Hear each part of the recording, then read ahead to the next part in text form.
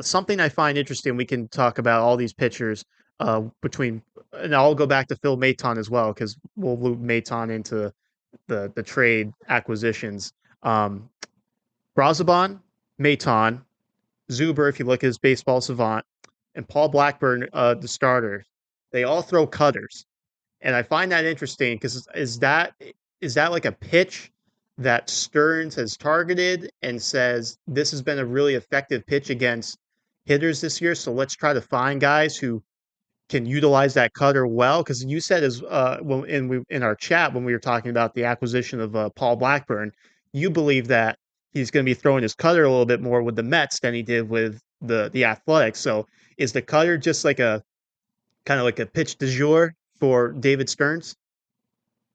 I don't necessarily think it's the cutter that necessarily think, but obviously, if you look at Paul Blackburn and you look at his run value on certain pitches, he has a good changeup, but his four seamer and especially his sinker doesn't show that a lot anymore because it gets hit hard. I think it's definitely part of a GM and their teams, not just David Stearns. David Stearns has a whole team around him to that also does their work. It's definitely uh, part of those smart guys because I truly believe they are smart. If I can figure it out, they probably have figured it out too. So I think it's definitely gonna be.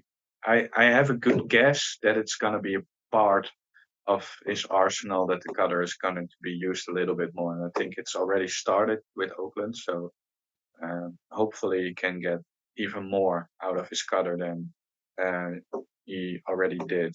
Um, I, I mean, we also have seen guys with splitters doing well with the Mets. In Reed Garrett with Kodak Single had a great splitter.